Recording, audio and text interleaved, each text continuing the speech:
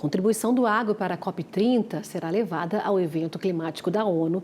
Os setores já estão encaminhando aí, as propostas ao ex-ministro da Agricultura, Roberto Rodrigues, que vai representar então o setor na Conferência das Partes. São propostas para a transição energética e segurança alimentar.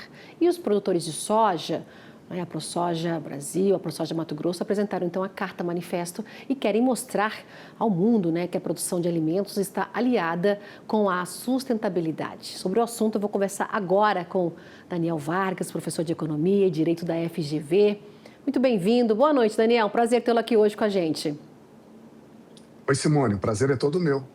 Vamos lá, então. Na COP30, o agro vai apresentar, então, a importância da agricultura tropical, E a ProSoja, os produtores aí de soja, eles querem mostrar ao mundo que é possível, então, uma agenda tropical, O plantio direto, recuperação de pastagens, essa segurança energética. Como é que você avalia o protagonismo do agro sustentável, o agro brasileiro, E se os países vão enxergar, então, na COP30, os avanços da nossa agricultura tropical? Olha, Simone, eu acho que a primeira coisa a destacar é o que a gente tem visto no Brasil ao longo do último ano. Um envolvimento genuíno, sincero, de praticamente todos os setores da economia, mas com especial destaque para o agro. Elaborando as suas propostas, formulando as suas cartas, os seus pronunciamentos, seus manifestos. E nós temos um elenco desse conjunto de ideias, propostas, dados colocados ao conhecimento público, mas também traduzidos para outros idiomas para o mundo compreender. O último passo nessa direção foi a contribuição feita pela ProSoja, que também irriga a discussão dentro do Brasil, deve ser debatida lá em Belém, junto com as demais, que foram feitas pela FGV, que foram feitas pela OCB, pelo IPA, pela CNA, entre diversas outras organizações. Eu acho que o segundo elemento interessante dessa história é que, para boa parte do mundo, eu creio que a tônica do debate climático é de medo. Porque o mundo sabe que, de certo modo, para que a agenda climática avance, eles terão uma conta a pagar. Para o Brasil, é verdade, existe ansiedade, existe preocupação, mas eu acho que o que melhor caracteriza o que a gente tem visto na prática é uma espécie de coragem e ousadia, de se apresentar à discussão, apresentar ideias e propostas e falar com altivez sobre os méritos, mas também os desafios do agro tropical. O que nós esperamos é que o mundo saiba ouvir. O Brasil está sabendo falar. Pois o Brasil está sabendo falar, sobre méritos e os desafios aí da nossa agricultura tropical.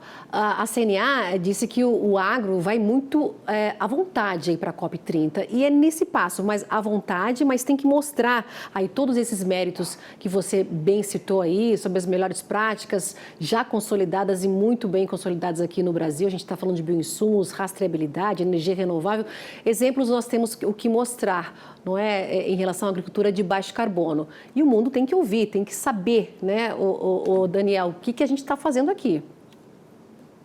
Sem dúvida nenhuma. E eu acho que o que a gente tem agora começado a perceber é que não apenas existem muitos dados, muitos exemplos vigorosos, que estarão à mostra lá em Belém, na Green Zone, na Blue Zone, na AgriZone, onde vão ter lá melhores práticas apresentadas por diversas áreas da Embrapa e os diversos setores da agricultura tropical brasileira. Mas também, nessa discussão, apresentar propostas de caminhos para o avanço. Porque, em última análise, a COP é um espaço de prestação de contas, mas é também um espaço de negociação sobre como avançar.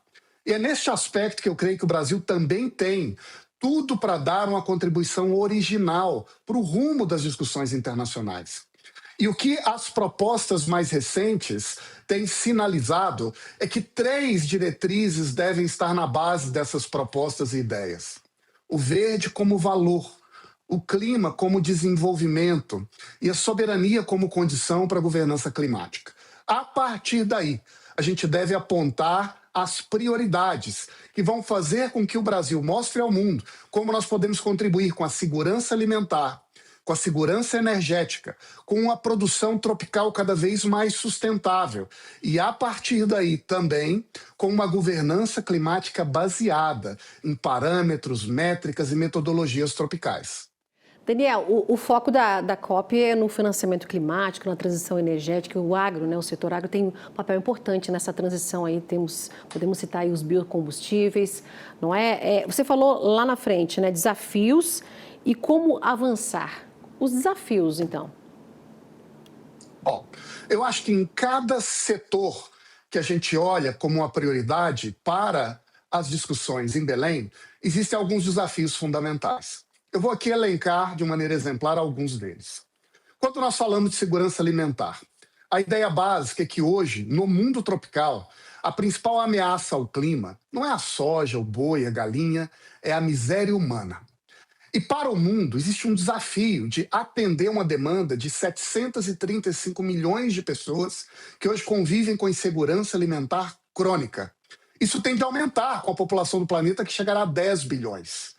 Se é um problema para o mundo, é, no entanto, uma oportunidade e uma tarefa para o Brasil. Nós temos em torno de 100 milhões de pastagens com algum grau de degradação. Devemos aproveitar uma parte dela. O Brasil sugere 40 milhões. E ali instalar um dínamo de produção com integração de sistemas que nos permita exportar, desenvolver o interior brasileiro com sustentabilidade. Segurança energética é um desafio análogo. Temos em torno de 700 milhões de pessoas no mundo sem energia elétrica. Sem energia, a verdade tem que ser dita, Simone, a discussão climática pode muitas vezes parecer uma fantasia. Aqui no Brasil, a gente inventou algo que o mundo ainda não compreende. Nós temos não apenas uma matriz elétrica com 90% renovável, um terço da produção energética dentro da fazenda, mas a gente faz isso integrando no solo, na realidade, alimento e energia. Lá fora é um dilema, aqui é uma sinergia em que o insumo de uma área vira a produção da outra. Tudo isso nos permite expandir no interior do Brasil a produção de fontes de energia alternativas, como o biometano, como os insumos da cana, que geram energia combinado com painéis agrosolares para a gente expandir e avançar. No terceiro eixo, eu destaco um dos cânones e um dos centros das discussões internacionais mais sensíveis, que é a tropicalização das referências. Isso porque a gente sabe que verde na agenda climática não é uma cor, são critérios segundo os quais a gente organiza uma transição. Esses critérios têm, por um lado, uma base científica, mas também têm um impacto econômico. Aqui no Brasil, nós deveríamos passar a apostar num sistema nacional de métricas e padrões que devem organizar as ações brasileiras. E lá fora, construir, a partir da presidência da COP, uma força-tarefa com mandato de 2 anos para mobilizar o planeta e começar a construir essas bases compartilhadas no mundo tropical para a transição verde no mundo. Por fim, produtivismo verde. A gente sabe que a agenda climática, lá na sua origem, em 1992, no Rio de Janeiro, tinha um compromisso com o crescimento e desenvolvimento sustentável. Ao longo do tempo, isso se perdeu. É a hora de o Brasil agora dar um passo no futuro voltando ao passado, resgatando o compromisso original com o crescimento com sustentabilidade. Fazer isso combatendo manipulações indevidas da agenda climática e fazendo o que você disse na apresentação, criando um sistema de financiamento climático que seja de fato generoso, mas que aterrize no solo da realidade, porque muitas vezes a discussão fica no vazio e o produtor não vê. Uma das formas de fazer isso é reconhecer o protagonismo de cooperativas, associações e redes municipais para acessar os fundos climáticos internacionais. Hoje a gente viu até o presidente Lula cobrando muito, né, falando em relação aos investimentos, né, tem que chegar na ponta para esse produtor que quer mudar, que já está mudando, mas tem que ter dinheiro, né, Daniel? Porque as tecnologias têm que ter dinheiro, não só no Brasil que eu estou falando, mas a gente está falando nos países emergentes, né? Tem uma frase de um produtor do Uruguai que ele disse assim, ó, ainda que o mundo não note, quando nos juntamos e mostramos, fica claro. Essa frase desse produtor rural do Uruguai, no encontro Farmers Summit, né? E o presidente da Organização Mundial dos Agricultores, ele disse que o setor, né, ele vai para a COP30 defendendo a realidade do campo, reforçando parcerias e criando pontes entre agricultores, setor privado e a sociedade. É mais ou menos por aí, buscando essas pontes? Sem dúvida, e o seu exemplo do Uruguai ele é interessante por uma razão particular, Simone. Porque cada país se prepara para a COP e olha para si mesmo. Nós estamos debatendo o Brasil, olhando para o mundo a partir daqui. Mas às vezes a gente também deixa de perceber que essas dificuldades e desafios que nós temos não são particularidades nossas. Discussões análogas acontecem em todos os nossos vizinhos da América Latina, assim como na África e assim como no Sudeste Asiático. E quando a gente junta todos esses elementos numa equação, o que a gente observa é que há uma vontade compartilhada de empurrar a agenda climática numa direção relativamente nova. Durante muito tempo, se observou que a tarefa do clima era tratada como uma tarefa de restrição. Pare, não pode, é proibido, vou te prender, vou te punir. Em parte, essas restrições são inevitáveis, mas em grande medida, a tarefa e a oportunidade que o mundo agora tem é de empurrar a agenda climática com mais investimento, com mais produção, com mais colaboração entre iniciativa privada, governo, eventualmente organizações sociais legítimas, e criando, assim, um dínamo em que a gente vai criar e avançar com uma economia mais próspera, com menos pobreza, com mais sustentabilidade, com mais inclusão.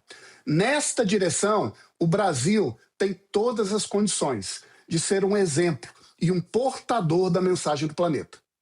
E o Brasil sendo esse portador da mensagem do planeta, eu queria encerrar falando do Fundo Floresta Tropical para Sempre, né? Um fundo proposto pelo Brasil. A gente já viu aí algumas propostas de países, né, querendo colocar esse dinheiro, né, esses recursos no fundo. Como é que você avalia esse fundo? É um caminho importante, sendo o Brasil aí, sendo proposto pelo Brasil? Olha, eu não tenho dúvida de que, ao longo dos últimos anos, nós absorvemos e compreendemos a ideia de que a preservação dos ativos florestais deve se dar não apenas com medidas de repressão, mas com medidas de valorização econômica. Criar fundos que permitam fazer com que o hectare de floresta preservado seja remunerado é, sem dúvida, um passo importantíssimo em direção ao amanhã. Inclusive porque nós sabemos que, no Brasil, a gente tem o maior maciço de floresta tropical preservado. E se esse fundo der certo, as melhores expectativas, segundo modelagens e segundo estudos, é que a gente possa receber uma quantia muito significativa de recursos todos os anos. Agora, também é importante dizer, todo recurso do mundo para remunerar a manutenção da floresta em pé será insuficiente se, ao mesmo tempo, a gente também não apoiar a produção e os produtores lá na ponta. É essa junção entre o recurso para a preservação do ativo florestal, mas o apoio financeiro, técnico, produtivo, econômico, competitivo para o produtor na ponta que conseguirá construir, de fato, uma transição cada vez mais sustentável, eliminando pobreza e gerando esse bem-estar que o mundo tanto espera e precisa. Ativo florestal mais ajuda o nosso produtor. Daniel Vargas, professor de Economia e Direito da FGV, muito obrigada pela tua participação hoje aqui, viu, Daniel? Uma boa noite para você, um excelente fim de semana e até uma próxima oportunidade para a gente voltar a falar de COP30, né? Iniciando oficialmente já na semana que vem, na segunda-feira, viu, Daniel? Obrigada mais uma vez, boa noite. Boa noite, muito obrigado. Tchau, tchau, querido.